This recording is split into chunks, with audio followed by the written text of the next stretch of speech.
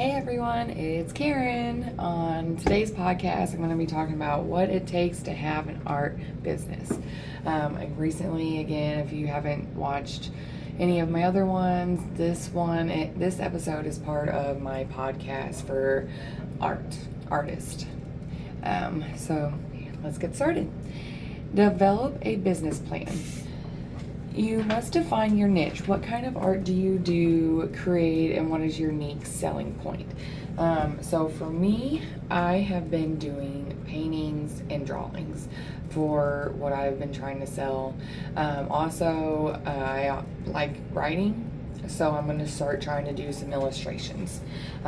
Just simple, put two and two together. Full creative mind up here. And then identify your target audience. Who are you trying to reach with your art? So for me, when I do artwork, not all the time, but it's 50-50. So when I do artwork, I think about what would they want? What does the customers want? That's what I feel like is a really big thing in any type of business, that you really need to make sure that you pay attention to your customers. It's not what you feel you want. It's not what you feel you need in your store. You need to stop thinking about you. Yes, this is your business, but you need to stop and think about your customers. What art is selling the most in the world is a question that you could Google and then find that out. Then maybe you can take your style, look at their artwork, and try to recreate it, put your own little vibe on it, and sell it. That's my perspective anyways. So, setting goals. What do you hope to achieve with your art business? Some examples: income, growth, recognition.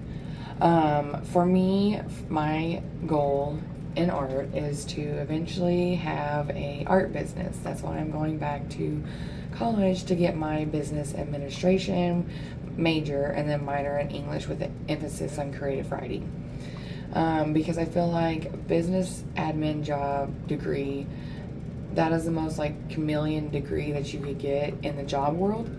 It goes everywhere. So having a business for me is always a big thing, because I want to be able to sell my work and make a living off of what I can do, that I know 100% I can do. But yeah, and recognition, just getting my name out there, getting my face out there, kind of just showing everybody, hey, it's me, it's Karen, and this is what I can do. I really got into art more probably when I got out of college. I kind of really refocused my mind on it and realized that I need to think about others than I do myself with art. So, but I don't know. And then the next thing is develop a marketing strategy. How will you reach your target audience and promote your art?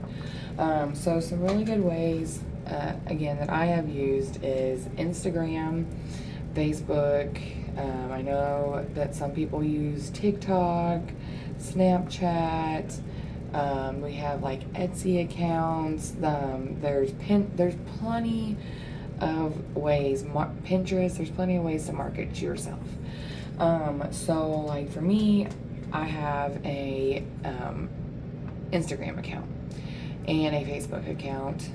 Again, links will be in my bio, comments, and then you can like, follow, share, whatever you want to do. But I have those two platforms because those are the two social media platforms that I use the most. Snapchat I don't really use. I just use it for filters, for taking pictures sometimes. So, and I don't have TikTok because I had TikTok at one time, then I deleted it, then I can't ever download it because I have an Android and Trump, and yeah, so I don't have TikTok anymore. Just Instagram and Facebook.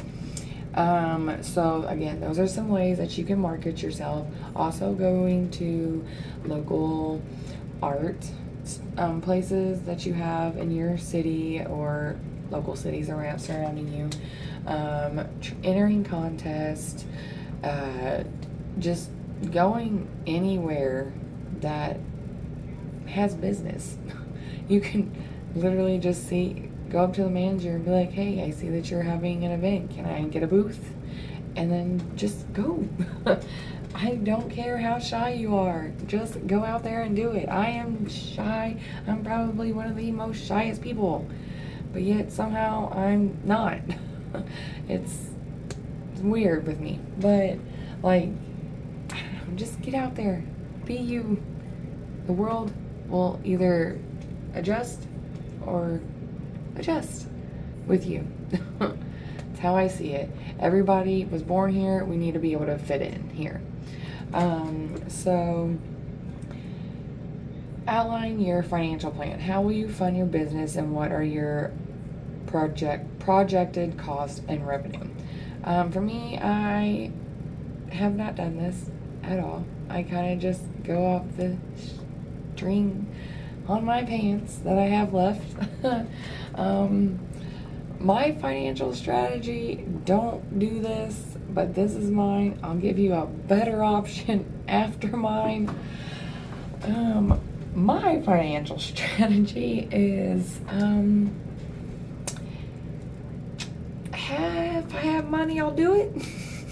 I know that's not like, doesn't make sense, but like for me, I already don't make enough to barely live. So I don't have a lot of spare money to spend on stuff.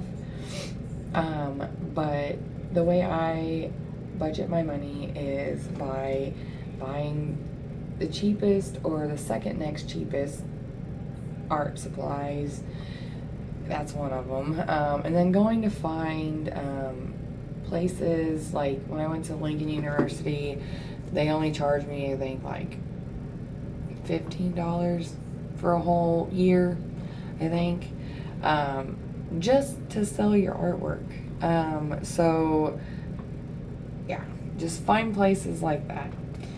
And try to not spend so much on stuff that you want, but focus on stuff that you need art supplies wise.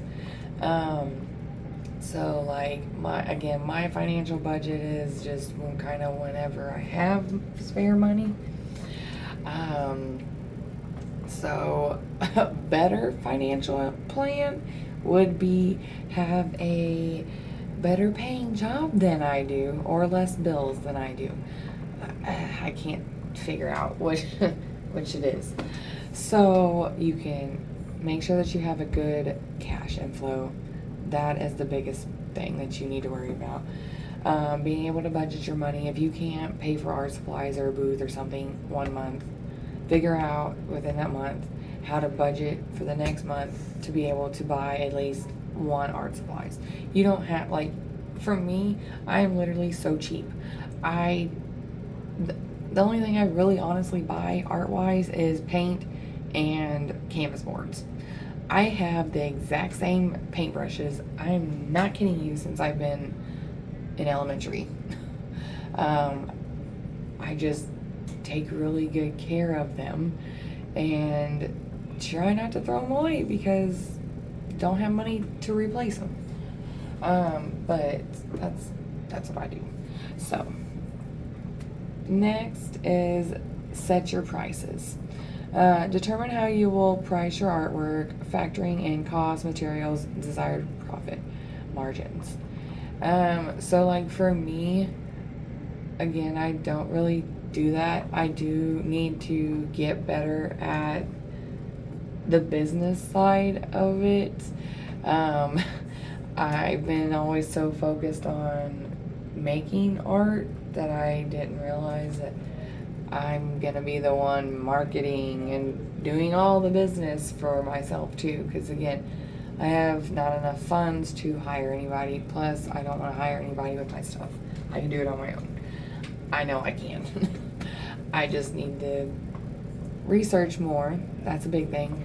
make sure that you research ways for financial and within art, depending on what art you do. Like if you just do canvas and paint, that's simple. Paint brushes, paint, acrylic, oil, and then a canvas board. That's pretty much simple. But if you're like me and love doing everything to keep yourself occupied, or I don't know why I do it, but I like painting, drawing, so chalk pastel, crayons, color pencils, just everything. So that's why, and spray paint. That's another thing. It's hard to do when you like everything. So, track income expenses. Keep detailed records of your income and expenses to understand your business profitability. I don't do that either. Again, I haven't had enough sales to really have to pay attention to my finances, so that's why I don't do any of this. Again, I don't consistently do art. Therefore, I'm not having to worry about my budget, because I also write, I also do photos, full-time student, full-time worker, recovering from surgery, so I don't have a lot of, I don't really do it much. And then manage cash flow. Ensure you have enough capital to cover your expenses and invest in your business. That I do plan on, because again, I am learning on how to have a business in my business admin class, learning a lot about what goes behind the scenes. And I'm really excited. I'm really glad that I did. I honestly feel like any business owner should take the classes I'm taking, because I've really been seeing things that I didn't know about, that I do need to start learning about, like business loans. That's one thing I didn't really know about. Learn about it now. And then the legal and operating aspect, that you have to obtain necessary license and permits depending on your location and business structure. You may need to obtain business license and permits. So, like for my art business, because I know that since I'm just going to have paintings and drawings in frames, I'm not going to really be having other things that require extra protection, which is good. So, but make sure you get insurance as well after you get your building for your business. Set up a payment and ordering structure. Decide how you will accept payments and handle orders. So currently for me, I just, again, they buy it from me from a farmer's market when I was going there. I'm trying to get my Etsy account hooked up again. I'm trying to get back into things. That's why I wanted to get this podcast going, so I can try to get myself maybe more motivated, as well as you, to stopping and going unless it is required. Like from me, again, I had surgery, so it is kind of a requirement for me to stop doing what I'm doing and focus all my energy on my health. But yeah, and then the last thing is consider insurance. Like I said, protect yourself and your business with appropriate insurance coverage. For me, I do not plan on having anybody work for me.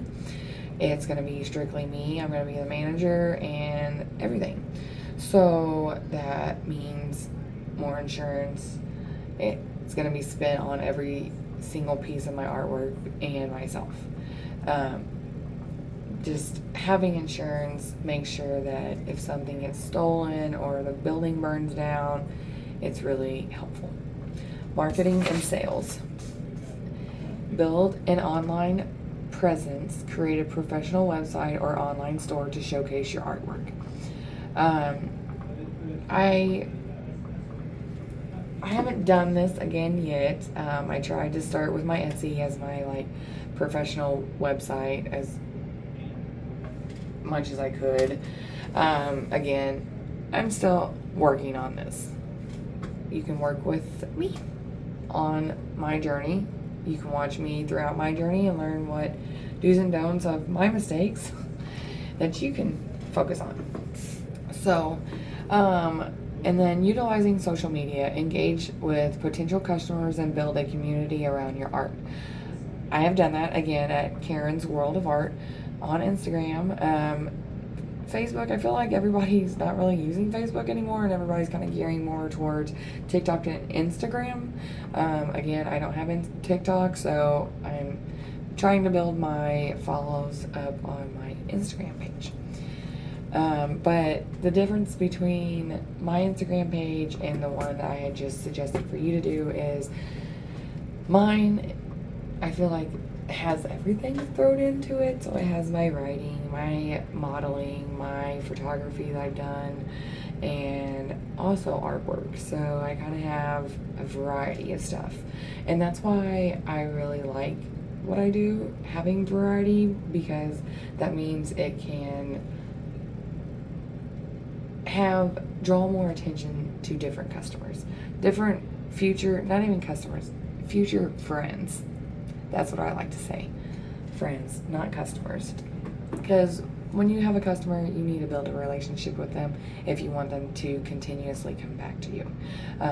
You gotta make sure they're your number one priority. You have to make sure they are yours.